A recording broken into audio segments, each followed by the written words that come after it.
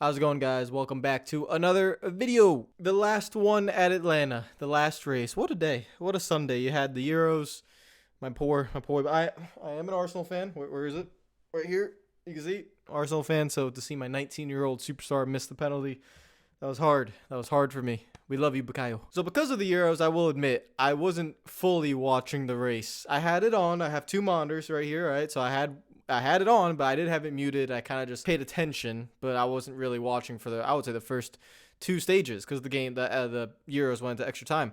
But I saw the track come apart. That was weird. That answers all the questions about don't repave. No, you have to repave. Yeah, Atlanta needed to be repaired. that track has to be repaved one way or another. That thing it's been 25 years. All right, that thing they gotta go. But how this video is gonna play out is we'll talk about the race real quick. We'll talk about the winner. We'll talk about some of the guys' results, and then there'll be a kind of like a whole other part talking about basically what a lot of drivers came out today, and they were talking about basically the situation, not just surrounding Atlanta, but just the overview of how all parties are working together. I mentioned this in my video. If you go back and watch the mini Daytona video talking about the Atlanta reconfiguration, I talked about the parties, which is drivers, tracks, teams, NASCAR, and the fans as well, and how everyone has to get together. And we'll play a few clips, including Denny Hamlin basically reset exactly what I was saying, and we'll talk about that in the second part of the video. But first part of the video, let's talk about the race. This was your normal Atlanta race. It does get very spread out, and track position matters a lot. This is not unusual, but I am happy to see that I didn't know this entering the race. This was a 400-mile race, not 500. I think the days of 500-mile races are just, when it was an endurance sport, back in the day, it made sense. But today, it's not an endurance sport, not as what it used to be. Racing should be a little bit shorter.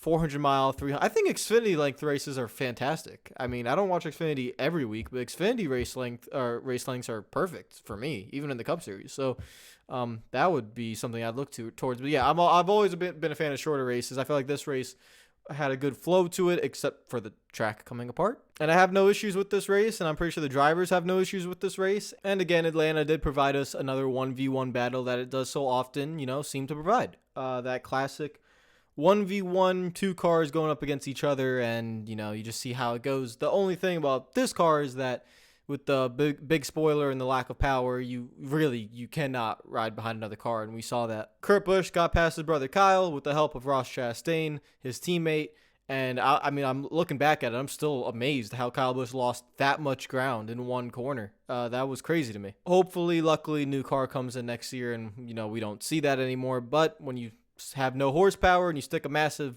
spoiler on the back with the Gen 6 car, that kind of happens. But it did provide a good battle. They went down the front straightaway. They went through 1 and 2. And because Atlanta is still like an old style track, even with all the downforce, you can still tell that they're sliding around. So it was good to see. And good to see for Kurt Busch. Really, really nice to see for him. He gets the win. I was actually thinking during the race, I was like, is this a CGR car anymore? Do I have to call this a Trackhouse racing car? But no, it's still, I guess technically, it's still CGR at the moment. But yeah, that's a good result for him. I mean, I'm actually underplaying that. Great result for him because he is basically a free agent. He was talking about how he had a contract offer from CGR, but then when the team got bought out, or the whole company, now that contract offer is gone, and he doesn't have that contract offer anymore, so he's basically like a free agent.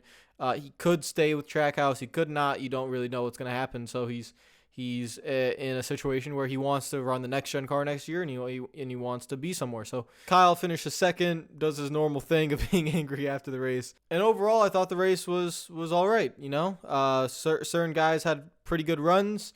Larson speeding on pit road. Denny Hamlin also had an issue. But Alex Bowman had a good run. Keselowski was pretty decent throughout the race. And yeah, it was just it was an interesting one. It was different. I mean, I'm not used to seeing the one car leading, so it was different for me. Now let's shift over and talk about the whole, situation around what was going on with this race. So yes, Atlanta's getting reconfigured and repaved. It should have gotten repaved anyways, but quick summary, if you didn't see the mini Daytona video, quick summary is the drivers were not consulted on this change. Marcus Smith and SMI, Speedway Motorsports Incorporated, who own the track, decided to go with the higher banking, more of a super speedway style reconfiguration. make the track narrower and do all that. And I guess they must have done that in partnership with NASCAR. They must have, been communicating with NASCAR, and then they tested this configuration via iRacing, which is a whole nother weird aspect, because iRacing, yes, it is a simulation, but why are you doing it through there? And all this was done without consulting the drivers. And what annoys me even a little bit more than that is that Marcus Smith, who is the president of SMI, just stays quiet and has not shown his face at all. And the drivers aren't happy, and the fans aren't happy. And I'm just thinking to myself, like, the abuse of power is kind of annoying. You have to remember that this is the same guy that, destroyed Bristol. We've had previous repaves at Kentucky and Texas that have just gone so unbelievably wrong. Yeah, Texas is the worst racetrack on the circuit. Kentucky doesn't have a race date. And now we have this Atlanta situation. So what I've done is I've gathered a few clips from drivers that gave their opinions. Now just watch them fully and listen to what they're saying, because I do agree with a lot of them on what they're saying. So here are the clips. What are your thoughts on the reconfiguration? I don't think it's very good. I think the proper thing to do would probably be to build a short track. The cheapest thing to do is probably just leave the walls where they are and hope for the best. So, I don't think that worked out well for Texas. I don't think it worked out well for Bristol. I don't think it worked out well for Kentucky. I don't think any of those were very good. So, I think if you just keep winging it and don't get the driver's input, you're just going to keep getting the same conclusion. You would think that you would want the driver's input, and I think a lot of times the thought process is, well, we need to make the drivers uncomfortable, and instead, you wind up with a media press conference that winds up all about your track repave that you didn't ask any of the drivers about. So is what it is. So I'm assuming that means that you weren't consulted and you haven't heard any other drivers that had been consulted? I hadn't really asked, so I'm just of the opinion that they don't care, they just do what they want. Just the direction of where we're going. I guess we're all wondering, why more banking, right? Why, what are we trying to achieve? I think that's probably the question we're all asking and wondering right now. Is it produce safety concerns for you as to what this is going to lead to? It depends on what the car is like, and what the next gen car is going to be, what speeds are we going to be carrying, what rules package are we going to be bringing. I think all those are questions. As soon as you say repave and you add more banking, it's like, okay, we're going more towards a Daytona type of racetrack. What does that mean, for speed, and what rules package are we going to bring to the table? I don't know. I think Kyle Busch kind of summed it up for most of us yesterday. So, well, I don't have a problem with them using iRacing and using that as a tool to, figure out a racetrack. The only thing I feel like is tough is we don't know what the next gen car is going to be like, what kind of horsepower they're going to put on the car for mile and a halves, and so I feel like there's a ton of questions there. I personally don't love the fact that it's going to race like a restrictor plate track.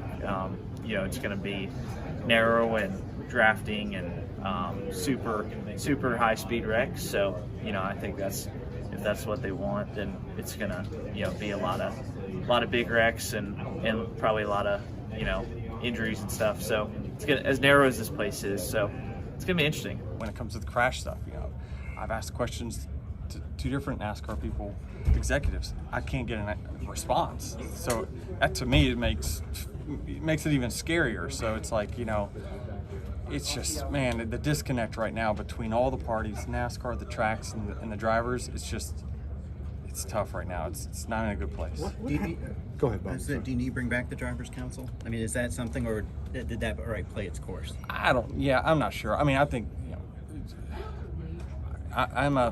in 7 years I'll be a team owner only, but these drivers, they need to get organized, because their safety's at risk if, they need to know what they're getting strapped into. So they need to get organized, and they need to have a voice, and they deserve to have a seat at the table, whatever that table is. It's just a broken down process, man. That's what's so frustrating, is that the process is just broken. People, and I look at a lot of the responses and they're just like, well, why should they listen to y'all? You're always going to look out for what your best agenda is. The thing is, the drivers, we just tell us the agenda. Do you want speedway racing here? Okay, we don't like it, but here's what you need to do to get there. We'll help you accomplish that. Just tell us the goal. You know, don't mix the message by saying, oh, you're gonna see something you've never seen, and they show, you know, a clip of iRacing cars racing in a pack, but yet you want your surface to match the old. Like that's counterintuitive. You can't make it narrower and super speedway. Those two things don't match up. So again, I think we could help. We're an asset. You know, we are the biggest asset that NASCAR, these tracks could have if they just tell us their goals. We may not agree with the goal, but we can help them get to where they want to go. Sorry about the light change. It was getting dark in here, so I turned on the room light. Also, I think I finally figured out what's wrong with my camera. I think because the light was getting so dark, I think it was trying to maybe autofocus or change the lighting, and it kept freezing. So I might have finally figured out what's wrong with the camera. Right after this, I need to go into the settings of that camera and make sure, you know, I figure it out. Speaking of figuring it out, let's go back to, you know, the clips. So basically you saw that all of the drivers usually had something to say about the configuration, whether it be William Byron talking about the safety. And that's one thing that I don't think is being talked about enough, is that you want to create more of these super speedway races and you just get safety issues. I think it's very clear the drivers are not very happy, but, you know, I think a lot of the frustration, as you heard from Hamlin, comes from just the disconnect. You know, they're not talking to him. That's just not okay. I mean, listen, if you want to do that, you know, what the drivers have to do, the drivers have to get together and they need to make a stand. And listen, if all the drivers make a stand, what are the tracks in NASCAR going to do? Seriously, what are they going to do? The drivers run everything. You don't have NASCAR without the drivers. The drivers hold as much power as the fans do. If all fans, let's just say 90% of fans decided to never watch NASCAR again, NASCAR would crumble.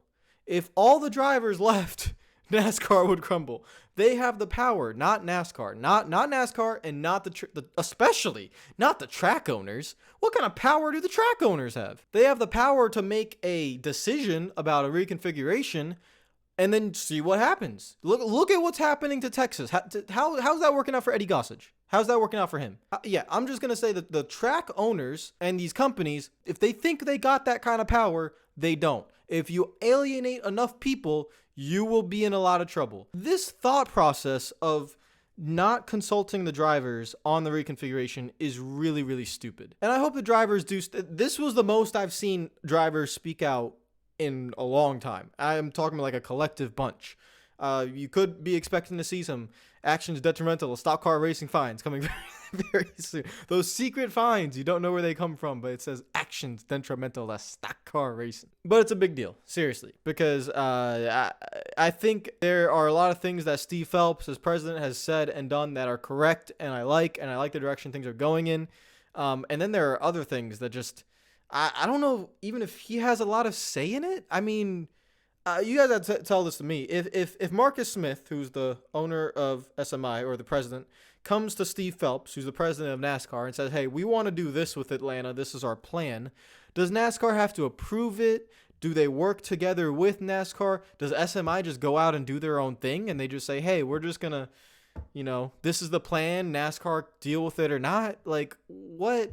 How does that kind of relationship work? Because I want to know exactly who's really pushing this forward, and they have no restrictions or barriers towards them. They have ultimate power. They can wield it however they want and make decisions that ultimately they don't know what they're doing. So, like, is that a thing? How does that all work? That's the main takeaway from this weekend, that I think it did overshadow the race. The race was good. Kurt Busch and Kyle Busch had a great battle, but there's just like a sour taste in my mouth because, yes, that no matter what happened, I think that was going to be the last time we're going to see that version of Atlanta. But to make it into a super speedway, that just, it doesn't, yeah. There's just so many things just wrong with that idea. And we'll see, we will see. In a few years' time, we saw what happened to Texas. We saw what happened to Kentucky. What's going to happen to Atlanta? I mean, the only way I see that track working is you got to make it butter smooth. You genuinely have to make it like Daytona. And they're talking about mixing the asphalt or the surface to make sure that the surface has like an old feel to it. But your plan is to go full throttle. So if you make a surface that is going to age really quickly, but you want pack racing, it doesn't match. It doesn't make sense. You need to go one or the other. So what are you trying? This is what I'm talking about. It just doesn't genuinely make sense. It doesn't.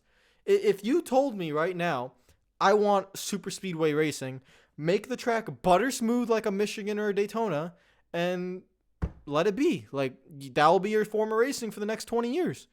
But to want to keep this style of intermediate racing, but make it closer and all this nonsense, I'm just gonna end it there. I don't want, we'll see how it goes.